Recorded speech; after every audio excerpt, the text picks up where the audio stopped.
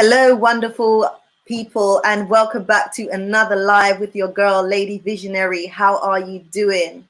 If you're new to the channel, please do go ahead and subscribe. Show me some support on my channel. And if you're a returning subscriber, thank you guys so much. I really appreciate all and the love and support I've been getting. It's been absolutely phenomenal. And I know that so many of you are still watching but not yet subscribed. If you keep coming back, definitely you're liking what you're seeing on this channel. So please do go ahead and support just by, clicking the subscribe button, and sharing the videos as well really helps, and giving it a big thumbs up. I really appreciate that. So many of you have used my consulting services. So those of you who are thinking about relocating and investing in Rwanda, many of you guys have actually reached out to me and, booked your telephone conversations and your Zoom consultation. So, and that's been going really, really well. So I do hope that one day some of my clients would actually come on here and just give their testimonies as to, like how beneficial they found my services. And I do want to say, for those of you who are still thinking about, booking a consultation with me, just go ahead and do that. I mean, you just send me an email, and then I'll set up a Zoom or a phone consultation with yourselves. So yeah, it's fairly straightforward, and it's been really good because a lot of the feedback I've been getting is that my clients have actually found it very, very useful and beneficial. And yeah, like I've been getting really good feedback. So I do hope that some of you can come on here and give your testimonies. As you guys are joining, I just want to say hello and welcome. How are you? Let us know where you're listening in from today. I am joined with my husband. Obviously, he's very supportive of my channel, and when he can, he will join me in the lives, or whether it's like any other videos that I post here on YouTube. So guys, welcome, welcome, welcome. How are you? How are you doing? Please let me know where you're listening in from. I would really appreciate that. Like today, let's bring the topic on the screen. So today we're talking about more exciting news coming from Rwanda. Like, stay tuned because I've got a lot I have to share with you guys. Some of you guys may already know, obviously, if like maybe you listen to the news and you're very much tuned into what's going on with Rwanda. So some of you may know, some of you, this will be like new information. But as I've said previously, any information that I get, I'm going to, as soon as I get it and I can, I'm going to bring it here on the channel for you guys. So we've got Ariston in the building. Hello from Cyprus. Hello. How are you? How are you doing? Is it Kashaku? Florida. From Florida. Hi, how are you? Welcome, welcome. It's nice to see that, so many different people from different parts of the world, different walks of life, like tuning into these lives. And, it's really, really nice. So welcome. As you're all entering, please do go ahead and hit the like button. And if you're new, just go ahead and smash that subscribe button. It's free. YouTube doesn't charge you, so there's no excuse. Like, it is free. You're just supporting my channel and helping my platform to grow. So if you do like what you see, please, or if you do like the content, I should say, if you do enjoy the content, please do go ahead and subscribe. That's very much appreciated. Yes, it's Ariston is saying, I'm fine, it's been a minute. Yes, I feel like I haven't seen you for a while here. Monique is in the building and she's saying, greetings from Georgia. Oh, wow. Hi, how are you? Oh, welcome, welcome, welcome, welcome. Hope you're doing amazing. Hope you're all doing amazing, actually. So many of you guys, as I said, have seen the topic. Exciting news coming from Rwanda. I know so many of you who are tuned in are actually interested to relocate and or invest in Rwanda. So a lot of the information that we provide on this platform is very informative, and it helps you guys to make the decisions that you need to make in order to take the next steps forward. And we've got Sean Robinson. Hello from the United States. Hello. Hello. And we've got AG in the building. Hello, everyone. Hello to you. Big hello to you. Big hello. I think we can start. Yeah. Do you think we can start? Yeah. Guys, we're going to start. We're going to start. We've got quite a few things to get through in this live. Yeah, so first of all, I just want to talk about, as I always do, talk about the Africa Rising Investment Funds. Now, this is something that I launched this year. So the Africa Rising Investment Funds is all about supporting young people in Rwanda.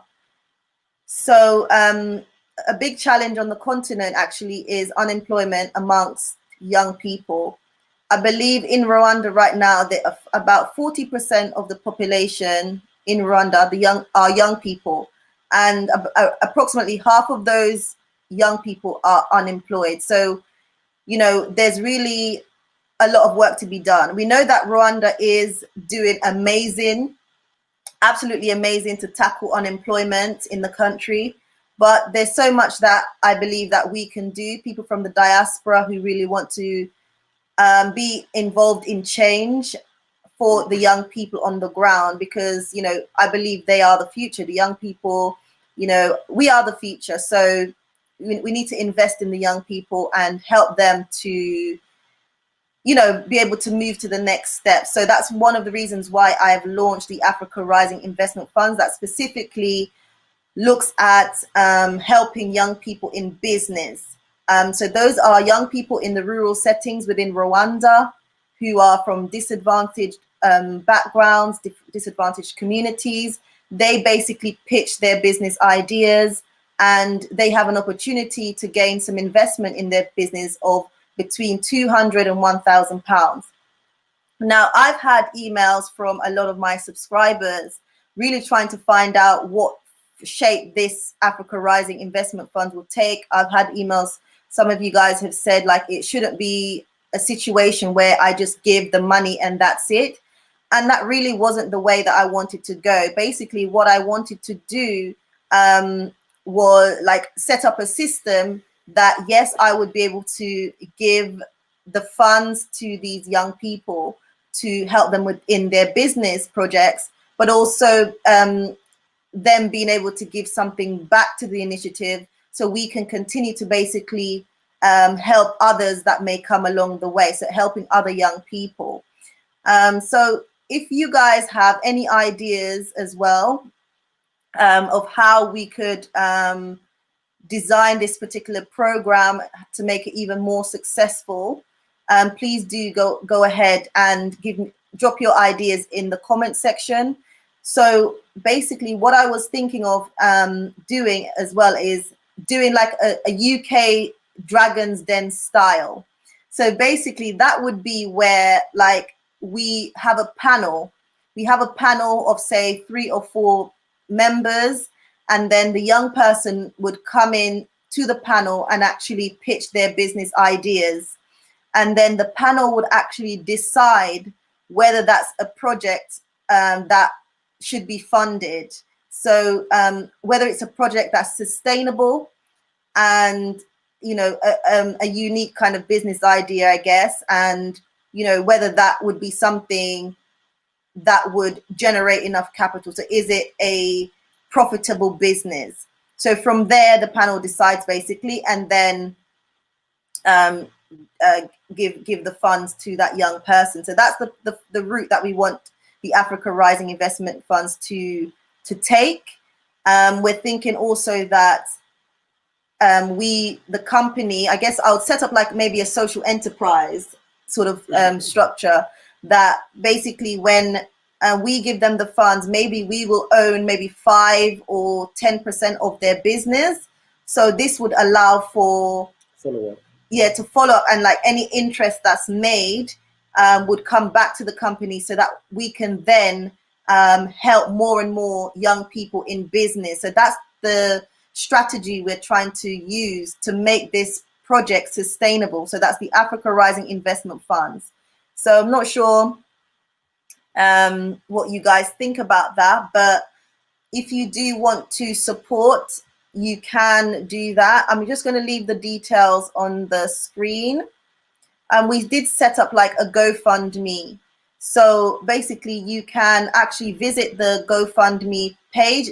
Actually, if you type in Africa Rising Investment Funds GoFundMe, then it will come up in Google, and you can actually go ahead and make a donation. So all the donations that we receive is going towards the Africa Rising Investment Funds to help and support young people in Rwanda in the rural settings. Those are young people who have business ideas, just to help them improve and increase their livelihoods and be able to help other young people succeed in business.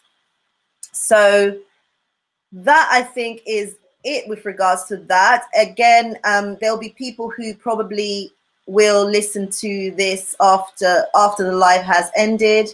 I will leave like my email in the description box. So if you have any ideas that you want to present to us, how we could make this initiative, like, you know, improve the initiative and make it be a success, you can actually send me an email. And again, if you are interested in supporting, then all you have to do is visit the GoFundMe page, the Africa Rising Investment Funds, and then you can make a donation. I just want to shout out everybody as well who have actually supported. We've actually had quite a few of you guys, well, quite a lot of you guys support us already. And I just want to say thank you guys so much. I really do appreciate all the support. It's been amazing. It's been fantastic. Okay, I think that's it, guys. If you have any questions, do you have any questions? Let me know. If you have any questions, do let me know. So that's in regards to the Africa Rising Investment Funds. If you have any questions, do go ahead and let me know. I know I can see more of you join in. So please do go ahead and hit the thumbs up button to show your support for what we're doing here. Did you want to say anything regarding the Africa Rising Investment Funds? Hi, everybody. I think what you said is absolutely right. So if you have like a team which there to analyze the ideas and also support young people, it's really nice. But also, you don't want to have this mode of charity. You want to make sure that you're funding the project. Those projects can be small, but they will end up being bigger and bigger and bigger. And so you want to make sure that these people, when they're working hard, they can get someone to follow up, and they know that it's not just the money, we're not just going to give handouts, but it's about business. So because Africans had enough of people always thinking about helping them, and they just want to give, eat, and then eat, sleep, eat, without challenging them to work. To me, that philosophy has to change, because I know many friends actually, or people in diaspora. When you talk to them, what do you want to do there? What do you want to do in Africa? Mostly they collect funds. They can do, among colleagues, they have like, oh, I have this charity back home. Oh, I want to give books. Yes, of course you want to give books, but they are collecting money to go. When they go for holiday, they give the money to people, poor, they target poor people, which is good. But they give the money, that's it. That's it. So basically, for me, I think like we are continuing to promote bad culture of African just to receive, but we don't challenge people to work hard. So I think then if with African Rising Fund investment, if you can basically ask them to work hard, but also they know that they have to make profit, and that profit has to come back in order to support other people behind them, which is good. And I think the Rwanda government, they have a similar kind of scheme, which they call Girinha, I think, Girinha, where the government, they target those people who are poor in the community. They give them cows. When they give you cow, and then you when the cow gives birth, that other cow you give to your neighbor or someone who's poor. So that's very good. That's very good. Very so good. You can use it. They can use it for milk purpose. They can sell milk, or they can sell the cow and gain money yes, for the exactly. family. So I think if you do that, it will be a really wonderful idea. Plus, we know that people in the village and the countryside, they struggle a lot to find money from the bank.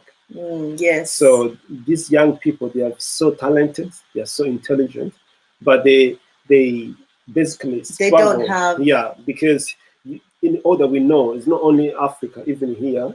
If you need the money, if you need a loan from the bank, you need to show. Yeah, there's processes that you need to follow. Exactly. Either you put your house as a guarantee, or you say I'm working, I have this salary, I have this income.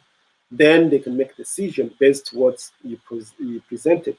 But remember, back home, some people are not privileged to have access to or to have that income, but they may have the idea. And we know all the books teaching economy, all the books teaching how to business and so on, they start from idea. So I think then for you, you are targeting that idea and also help them to plan, and implement the idea, and also you verify if they're doing well, of course. And I love it. So I can't wait to to see what's gonna come up. Yeah, I'm really excited about it. Obviously, there's still so much ideas I can kind of bring together. That's why I wanted to do this, and also ask if anybody else have any ideas to bring to the table in terms of how they can contribute, not just financially, but if they have like ideas that that they can contribute in order to help develop this initiative, because it's a really much needed initiative, I believe, and I can see how it could have the potential impact. So we have, I think, one question here, and the question is, will it be done on an annual basis, pitch meeting?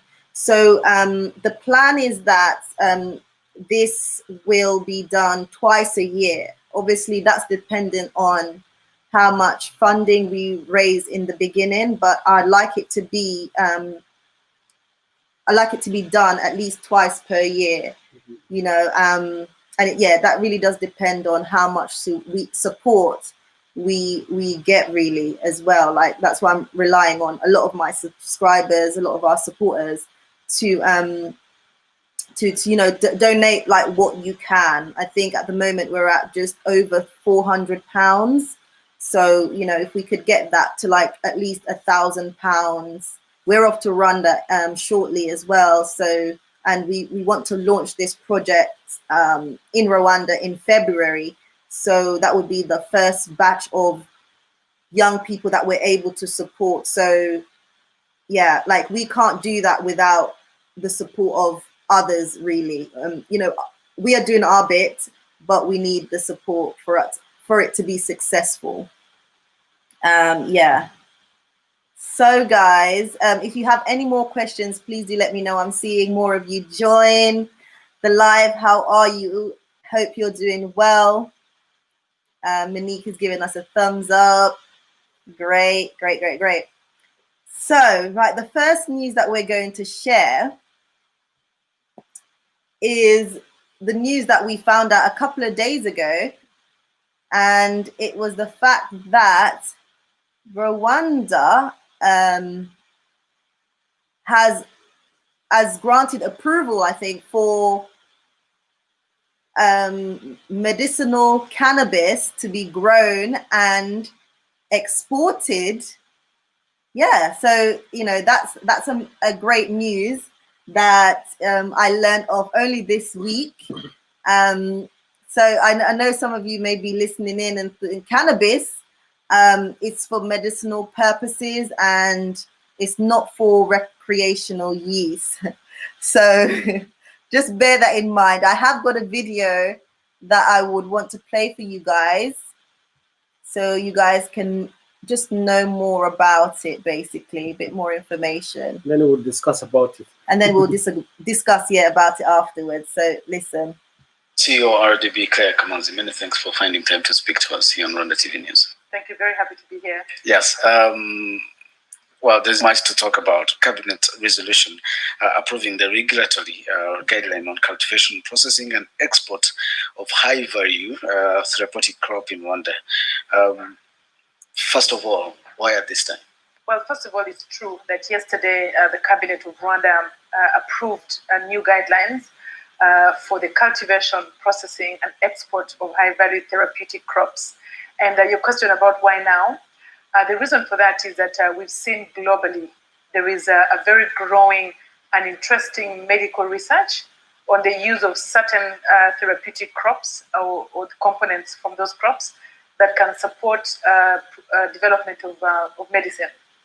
And so when we see what's happening globally, many countries are more and more going into approval of medicinal, strictly medicinal cultivation of these crops to support this medical research and hopefully get better and even more useful drugs to fight diseases.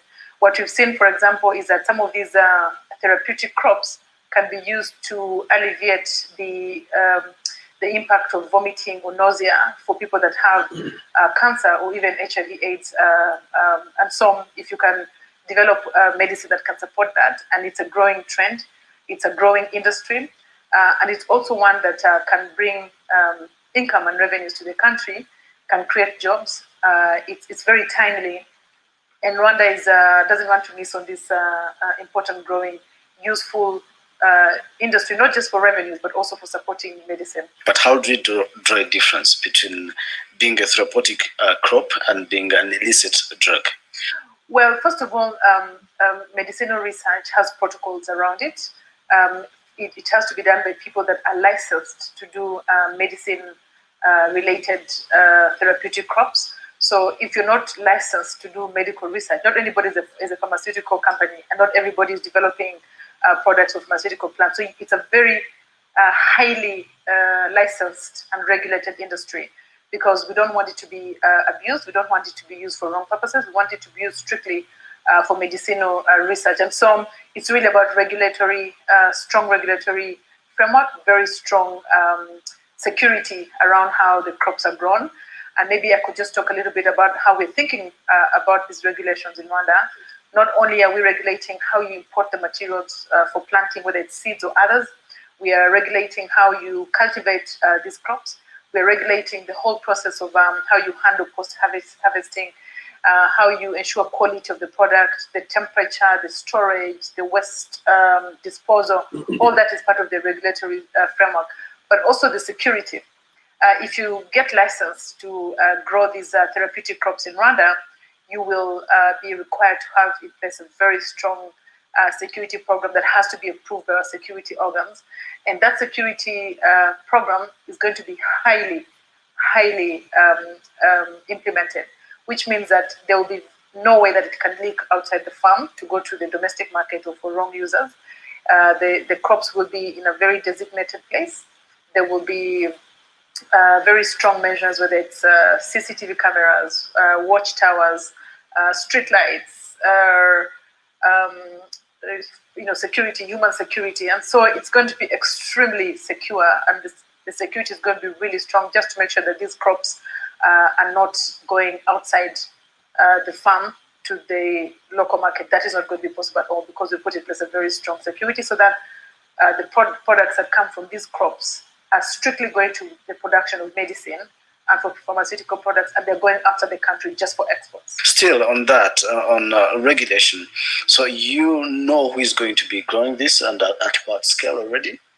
So RDB, together with other government organizations, has been working, especially FDA, has been working with potential investors in this area because we saw it's a new industry, and as our job within the Rwanda Development Board, we have to keep looking for new opportunities for the country and to keep making Rwanda attractive for business. And in fact, if you look at what we're offering these kinds of investors, it's a very, very good, secure environment, very attractive business environment, very strong infrastructure.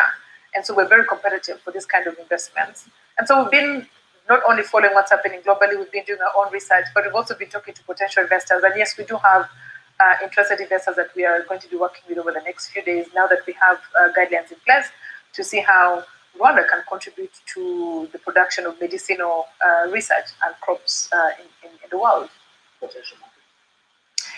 Well, US is a big market. European Union is another market. I think those are probably the two biggest markets that we're seeing buying products. And Canada, of course, North America, US and Canada, and also European Union. So we're going to be looking very closely at whether we can participate in these markets. But again, very important to say, we're contributing to medicinal research and absolutely not going to allow any other use, recreation, or any use outside medicinal research. Absolutely not. So we should not expect any drug abuse cases increasing. No, we're not going to. Once we give licenses to this use of medicinal high-value crops, it's absolutely not going to be used for anything else, and it's not going to be used outside the designated and licensed area because there's going to be very high security, as I say. But if you could tell us more on terms of revenues and all that, what are expectations? What from the government? First of all, the most important benefit that the government of Rwanda sees in participating in this kind of medicinal research is the impact on human lives. If this research and these crops are done to what we see the world is driving towards, it will contribute to reducing the impact of cancer and other diseases that are relying on these kinds of medicine. So the first important benefit that we see as a country is our contribution to the health and medicinal or pharmaceutical research in the world. But the second one, there are also economic benefits for us. If you look at the kind of revenues that we expect to get from some of these crops that might be licensed to be grown in Rwanda, some of these crops have a value of, you can get up to $10 million from 1 hectare of production. I mean, if you compare that to roses, flowers, for example, if you grow flowers on a hectare, you expect to make $300,000. And this, you can go up to $10 million. It's a huge difference. So economically, it's potentially good for the country. And also, of course, jobs. We expect this industry to create hundreds and thousands of jobs as well if it goes well. And of course, we also expect taxes and hopefully other types of levies for money to come back to the treasury. So I see those as the main benefits: the health benefit, the economic benefit, and the employment benefit. Any designated place to grow this crop? We're looking at some places in the country that can be designated because we want to make sure that it's very highly licensed and highly secure. Not anyone can grow it anywhere. And if anyone tries to grow it without being licensed, of course the law will catch up with them. And so we have very specific places that we will be working with investors to designate this kind of strictly medicinal and research for pharmaceutical industry. You can't reveal the places? No, we're still working on those places. I've been seeing people ask about why are we only exporting it and why are we not... exactly, for local use. Locally. For today, the decision that we've made is that everything that will be produced for medicinal research will be exported and not utilized in the country because we still don't have the capacity for pharmaceutical development and research that can use these kind of crops today. And so until we've developed the industry in Rwanda and there's pharmaceutical capacity to do this kind of medicine development, we will have to export. But who knows, in the future, those kinds of industries might come in the country and that might be able to use this kind of crops in the country. But for today, we don't have that capacity, and that's why we're starting with just exports. What else should we know about this regulation? What else should you know about this regulation? I think maybe something important to say is that the regulation is also going to clarify the process of how you get a license. Mostly you apply for it from FDA. RDB will deal with investors who are interested, but the licensing authority is going to be FDA. And you have to apply for a license to import planting materials and the permit for every consignment. You have to get a license to process and a license to export. And every time you want to export, you have to get a permit for every consignment. So that's the licensing structure that is there. But again, this is something that RDB, government of Rwanda, FDA, we want to contribute to this growing global trend, and we're very excited to see how we can contribute to it. Claire Kamanzi, CEO of RDB, many thanks for your time indeed. I appreciate it. Hello guys, so you've heard it. Let's stop that in the background. So quite a lot of you actually have commented. The comments first. So let's go through. So Homegirl Healer, they need to stop faking on the recreational aspect. A lot of us in the diaspora use it and will want to do so on the continent. You know, as they said, it's not for recreational purposes. It's just for like medicine, basically. And it will be exported out of Rwanda. I'm really looking forward to it. Ariston is saying, it's unfortunate that it's only for export. This would be a great time to develop the domestic market as COVID has shown you can't rely heavily on outside markets. I think she answered that question to basically say that at the moment, Rwanda does not have the industry. Yes. They do not have the capacity to process that. So that's why. But obviously, they would be looking at how they can process that in the future. So yeah, I hope think with just 10 millions and millions of pounds or dollars, they can maybe in the future invest into the industry which can develop the medication on the ground. Yeah. So yeah, the Homegirl Healer. This has totally turned me off from developing a cannabis biz in Rwanda. I wonder if the potential investors are non-blacks. I don't know. I really don't know. We'll have to see. I think as time progresses, we'll see who the investors are. But I see where you're coming from, basically. I see where you're coming from. Because I think a lot of the investors with regards to cannabis and medicine are non-blacks anyway. So, yeah, the pharmaceutical industry, come on, that's owned by non-blacks. AG saying this will help Rwanda to bring money back into Rwanda for more sustainable development for healthcare. Yeah, I agree. Yeah. Definitely, it will contribute to economical development within the country. That's going to have an impact on things like healthcare, education, agriculture, job creation. Yeah, I think employment. What they want is just to add on the product to export to different countries. So, remember, Rwanda is known as a good country which exports good coffee to Europe, to America, plus tea. And I think so if they export this cannabis, it's going to bring income, and that income is going to help many people back home. Yes. Exactly. So the Homegirl Healer then went on to say, okay, these figures just changed my mind. Yeah, actually I was like, oh, me too, because 1 hectare, if you have 1 hectare and at the end of the season, you're gonna have 10 million of pounds or dollar. Come on, it's gonna everybody would love to invest into that. But I just want to know the process to apply for license, who's allowed or who's not allowed. So I think she said there will be some regulation around there, but definitely it will be. Good to know the process. Yes, if you only have 1 hectare, and I don't know if it's going to be controlled by the government or private people. Also, they can own the right to cultivate cannabis. I have no idea, but we'll see. Let's wait and see. Okay. Harrison is saying, I'm hoping this will be the first step towards legalization. This could be big for Rwanda in the region, especially in terms of cannabis tourism. What do you think? I don't know, because yeah, it's true though. It's true. I remember a few years back, I was in Montego Bay. That's Jamaica, to be precise. And we went also to where this city?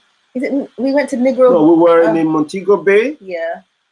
And also went to Negro. It's Negril, yes. And trust me, I thought Jamaica as an island is owned by Jamaicans, but trust me, I thought I was in America or I was in Canada. I saw many people from Canada, from America.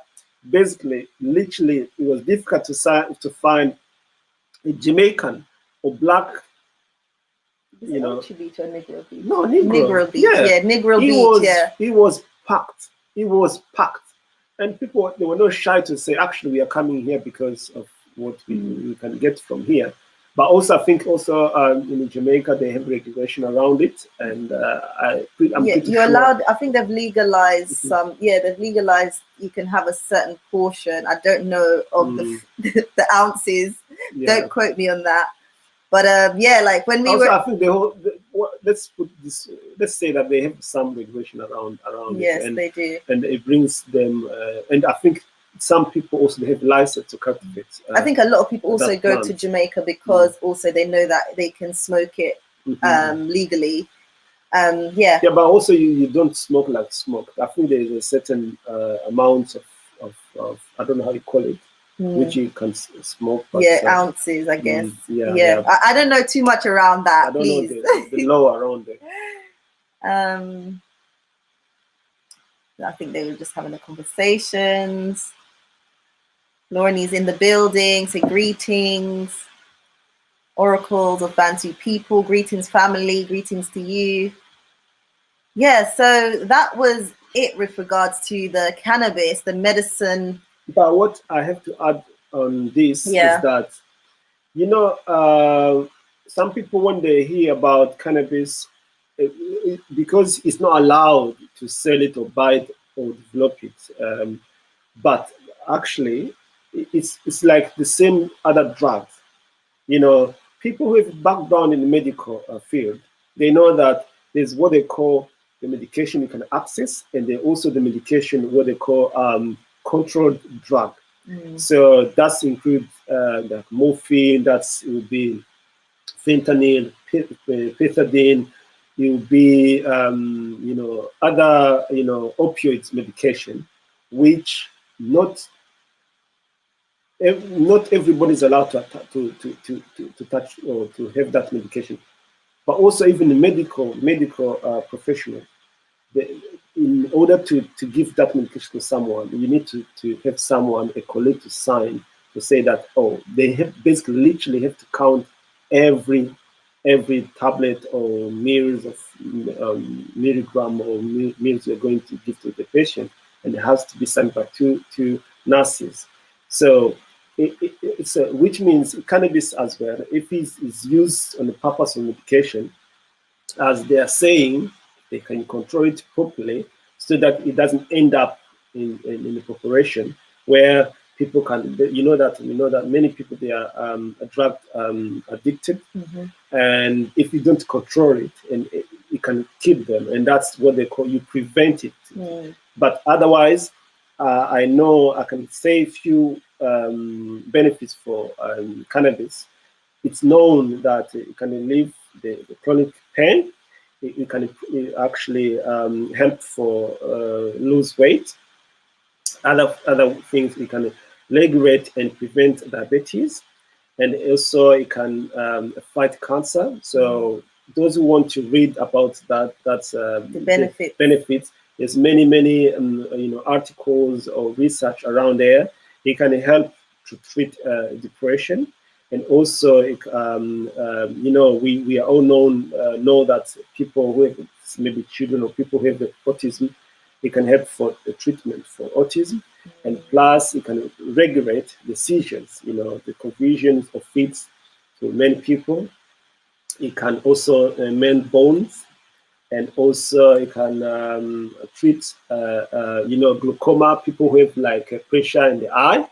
So there is a study around there. So people, if you doubt, go and read around there. Glaucoma, is a big issue. So it helps a lot. And it can alleviate anxiety as well among people. And there's also research around Alzheimer's and dementia. So cannabis can help around there. Also, there's research around there.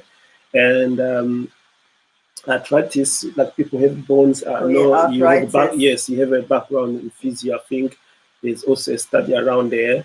And also, there's many things which benefits of cannabis as medicine. Yes. There's other things people suffer from. Chronic disease, inflammatory bowel disease. There's some disease called Crohn's disease and also colitis disease. But also cannabis has benefits around there. So people, when they talk about cannabis, people don't have background in the medical field. Mm-hmm. So for me, I'm saying this as a professional in that area. But you can read about that. You can find many articles. And what I can ask is that Rwanda, of course, they said they have high security. And I know they don't joke when it comes to the security. That's why I love Rwanda. I feel safe. So I know they're going to work hard. They're going to invest into that. And I love Rwanda sometimes also, they always surprise the world because they always come up with ideas which is like shocking, but calculated. So I know they're going to work hard toward that. And when they really put out something, they just want to finish the idea and then show the results. So if we talk about the income or the money it's going to bring back to the country, it's a lot. It's a lot. So I think if they, regulate and in sports, so I'll be happy. And as long as it's going to benefit the whole country and the region in general, I'll be definitely happy to see that. Yeah, I think what you're saying about like Rwanda is obviously being strategic about certain decisions with regards to the economy and development. And you've really seen how Rwanda has,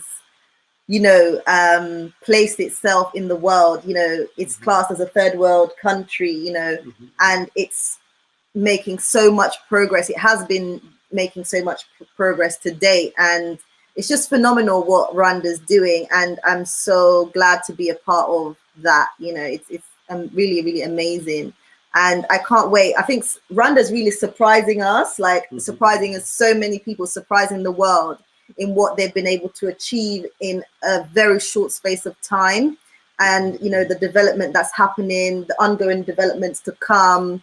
Is it the 2050 or is it 2040 vision goals? 2050. They're setting their goals and their targets, and they're really working towards that. So Rwanda, Rwanda's doing it for me right now. So let's go through some more of your comments. Will it be used in Rwanda as medicine? From what I know, everything that they're doing right now will be exported. Yeah, it will be exported. But remember also in Rwanda, they have hospitals. Yeah.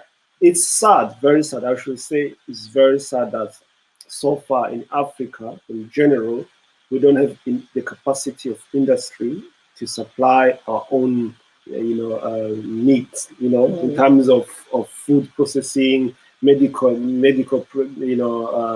or other types of mining and so on.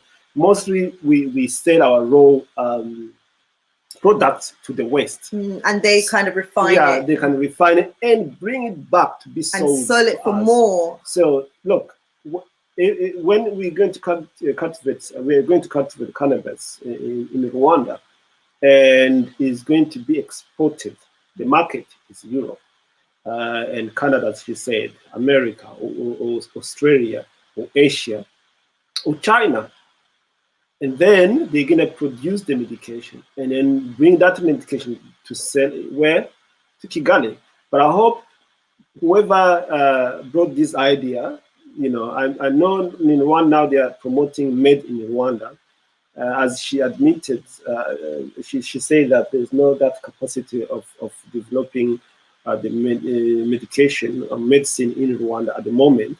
But I'm sure they are working on it. That's why they're investing into universities. They're working hard. They want to promote research.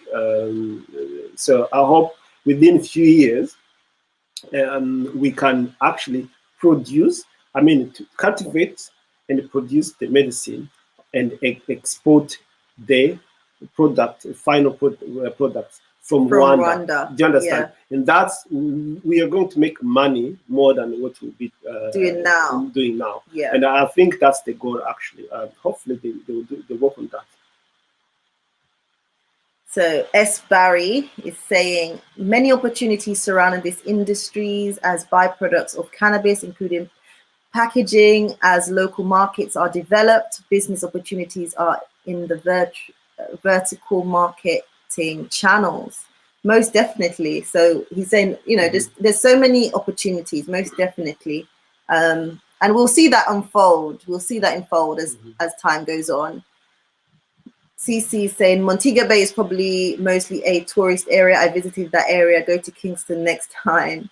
Yes, we actually did our honeymoon in we got married in Rwanda and then we went to Jamaica for the honeymoon.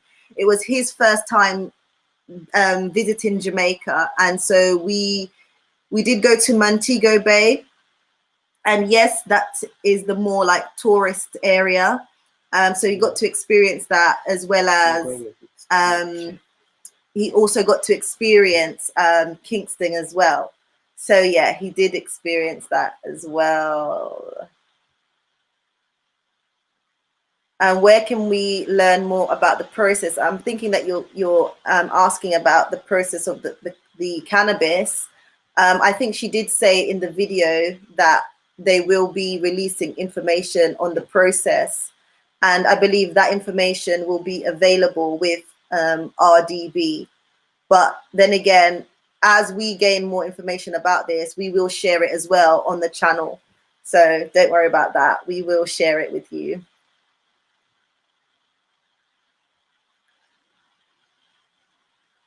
Right, so just going through the comments.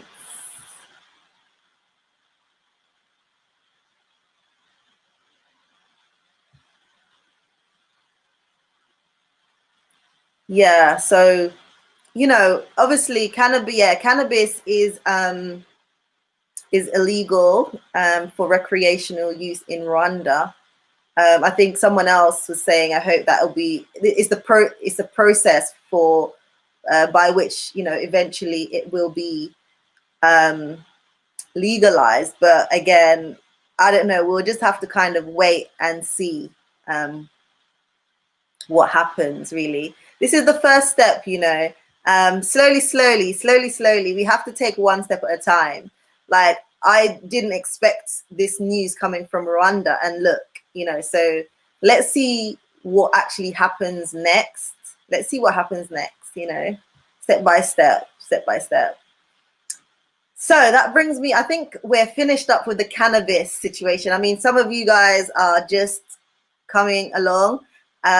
So you guys will have to kind of go back at the end of the stream. Don't leave now. You guys will have to go back to kind of catch up on like what we were talking about in relation to cannabis and the approval of that for medicine in Rwanda. So yeah, so that's that. I'm going to move on, I think. Please, if you haven't already done so, please give this stream a thumbs up. I'd really appreciate that. You can go and support us via GoFundMe, specifically the Africa Rising Investment Funds. Again, that's where we're supporting young people in Rwanda, specifically in the rural settings. So we're supporting them financially with their business ideas. So the support that we get from you guys is very, very paramount. It's very, very important. And it just helps to kind of push this initiative and, you know, help it to be basically successful. At the moment, many of you guys will know that myself and my family, we're in the UK, but we've actually booked our ticket now. We have booked our ticket, and we will be in Rwanda very, very soon. And I know a lot of you guys are planning to come, like, I think maybe December or like January, around there, and so on. So you will actually see us in Rwanda. We'll be there, but I'm not going to give the exact date because I just want to show up. I'm just going to show up on YouTube and be like, hey guys, I am in Rwanda. But so yeah, I'll keep that a little bit. I'll keep that as a little bit of a secret for now, but we are behind the scenes packing up and yeah, making our way shortly to Rwanda. I'm so excited. I actually can't wait. I literally can't wait. Yeah, I'm so excited. I can't wait.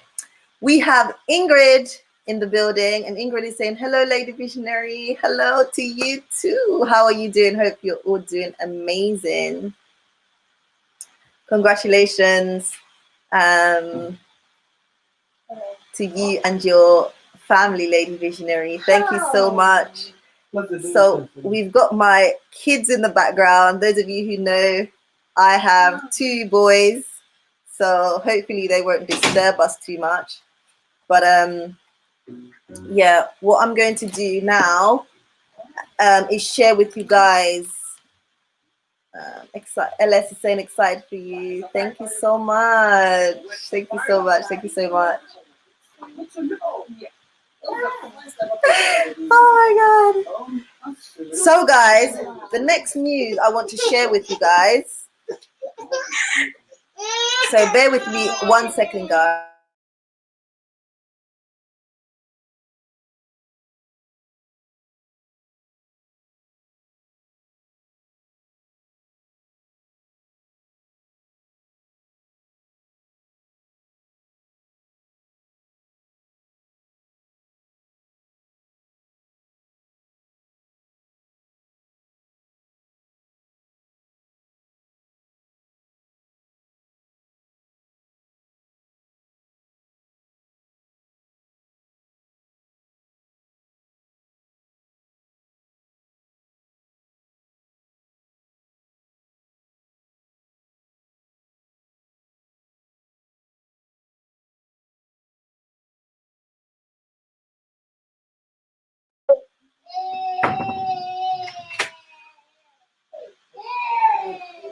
Very, very sorry about that. There was a lot going on in the background that I had to kind of manage because it was getting out of control.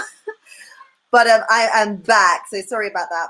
So the next news I wanted to share with you guys that came out, I think, a couple of days ago was around land in Rwanda, because I can see that so many people are still kind of a bit confused about land and ownership of land, lease land, freehold land, and all of that. So I just wanted to come on here to clarify.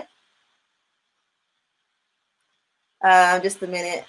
Ingrid is saying, so how many people on here planning to go to Rwanda or other African countries? So you guys can comment in the comment section who's coming to Rwanda or who's going elsewhere. Let us know. So yeah, I just wanted to kind of clarify, as I said, because about the land in Rwanda. So bear with me, guys. Bear with me. Yeah.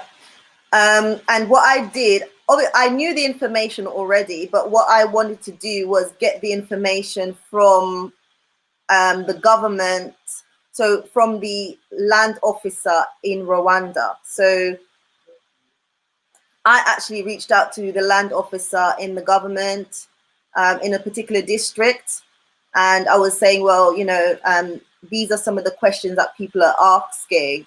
I just want to clarify from yourself. And what he did actually was send me the legal documentation around land in Rwanda, okay? many people are saying, is it lease land? Can we own land? Is it freehold? All of that. Okay. So I did take the information from the legal document that I'm going to read out to you guys. And if anybody is interested to see this document, it's a legal document from Rwanda, from the government, and it sets out the rules around land and land ownership in Rwanda. Okay, so under section 4, so this is foreigners' rights on land, and it's article 23, and I'll just read it. It says, foreigners shall be entitled to a lease on land, whether from a private person or from the state. The lease period cannot exceed 49 years. The lease period shall be renewable. So as it stands, according to the law, the land that foreigners can obtain is lease land, and that cannot go beyond 49 years. However, recently it was approved in Parliament, and this is going to change. This should change by the end of this month, I believe. So the new change means that the lease land will be no more than 99 years. So instead of 49 years, it will now be 99 years. Okay? So some people will talk about, you know, oh, it's lease land and all of that. You can actually obtain freehold land as well as a foreigner, but there are conditions. So I'm going to read out the conditions. So it says, this is Article 24, freehold title. A foreigner may be granted freehold title if provided by an international convention that Rwanda is a signatory to, or under the condition of reciprocity deriving from bilateral agreement. Basically, what that means is that you can own free land title. However, it has to be in agreement with a Rwandan, and I believe they have to own at least 51% in this bilateral agreement. Okay. Another way that you can obtain land at land that is freehold is in the special economic zones. A foreigner shall be treated as a national and may be granted a freehold title. Okay, so that's one condition as to that's another condition in which you can obtain land that is freehold. Previously in Rwanda, agricultural land, it couldn't be divided. It wasn't allowed. So once you had a land title for agricultural land, you couldn't divide it up and sell it. However, the new law coming out allows for subdivision of agricultural land that can be sold on. So you can sell part of that agricultural land. So I really just wanted to kind of clear up a lot of misunderstanding around foreigners or people from the diaspora who are interested in, say, buying land in Rwanda, and they didn't know the terms or they didn't know the law around land, whether it's lease land, freehold, etc.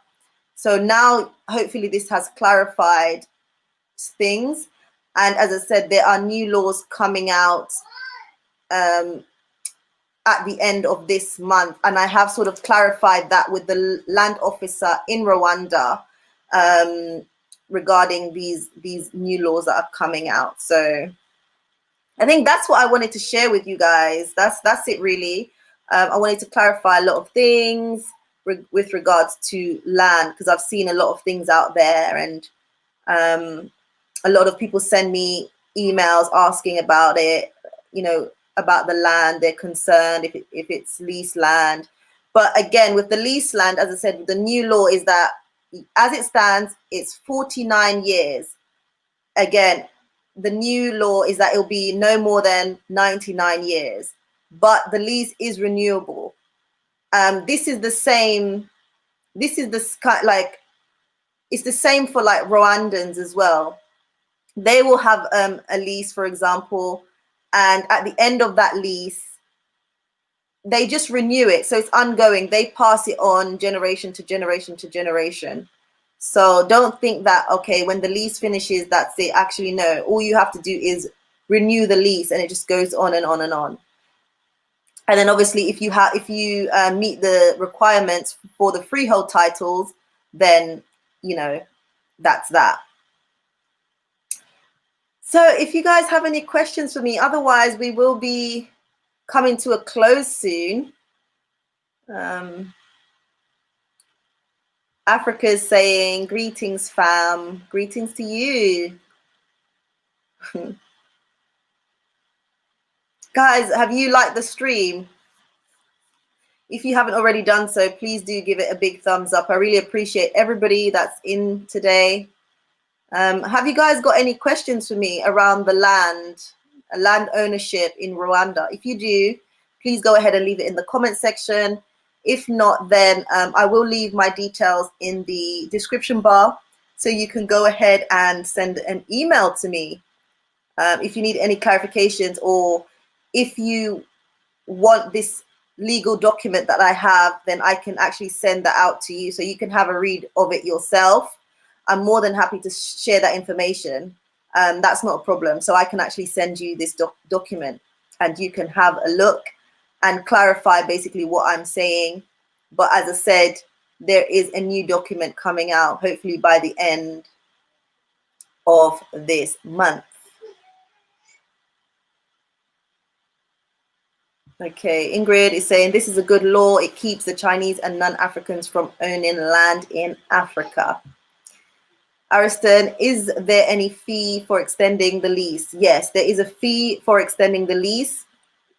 I do not know what that fee is at the moment, but what I do know is that it's the amount is very small. It's not a lot of money, basically. It's not a lot of money. It's affordable. The homegirl healer saying thank you for the info. As always, you are welcome. Ingrid is just reminding you guys to hit the like button. Please do go ahead and hit the like button. And if you're here and you haven't subscribed, please go ahead and smash the subscribe button. I would appreciate that. Okay. Oh, Ingrid is saying another informative video, Lady Visionary. Oh, thank you. You're welcome. Yeah. That's the whole point. You know, as I gain information that I think that will be useful to you guys, I just try to come on here and share it. Sharing is caring, so why not? Just share the information, and I'm more than happy to share. Like, it's really not a problem, because I feel like the more information we know, the more it allows us to, you know, it just allows us to have more clarity and be able to make more informed decisions. So that's what I'm all about. I'm all about sharing the information for us all to learn, because I'm gaining new information all the time. So, and you guys want the information as well. So why not? Why not? What I will do, if any of you guys want to come in, then I'm going to share the link. I won't be here for very long, but if you want to come, let's see, like I'm using another computer, so hopefully this works. If you do want to come in and, you know, say anything, share anything, then please do click on the link, and you're more than free to join me. The homegirl healer is saying, if you see the vision for Africa, then like the stream, share and subscribe. Yeah, thank you so much. Thank you. Ariston say thank you for this live. You're most welcome. Thank you guys. So I have sent out the link. If you do want to come in and talk, please do. If you want to share anything, please do. Don't be shy, guys. Don't be shy. Don't be shy. Like, for me, You know, coming on and doing lives, initially, I must say that I was a little bit nervous. But as time has gone on, I have become like a lot more comfortable. And I guess also the support I get from you guys have really been great. So I feel every time I'm on, I basically feel more and more comfortable.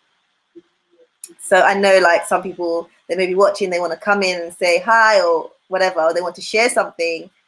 But, you know, don't feel scared to do that. You know, what you may be able to share may be valuable for me and others who are listening out there. So please do feel free. Guys, I'm not seeing anyone. So what I'm going to say is thank you guys ever so much for coming here. And, you know, I've seen a lot of your comments in the comment section. You know, thank you guys so much. I really appreciate the interaction. That's been amazing, amazing, amazing, amazing. Lastly, I'm just going to say, guys, if you can, please do go ahead and support the Africa Rising Investment Fund. So anything, you know, nothing is too big or nothing is too small. Please do go ahead and support these young people. Like, you will see me in Rwanda very, very soon. And I will be documenting that initiative with the young people so you guys can actually see the impact of the project, you know. And I will show you guys the progress as well. So do go ahead, head on over to the GoFundMe page, Africa Rising Investment Funds, and GoFundMe. If you type that into Google, then that will come up and then you can go and support there. Alternatively, you can donate via PayPal. That's www.paypal.me/live-le-voyage. So please do go ahead and support me.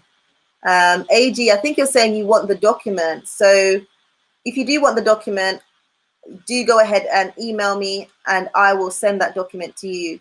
That's not a problem. The document was shared to me from the government official, and that was the land officer. So yeah, I will share that. That's no problem.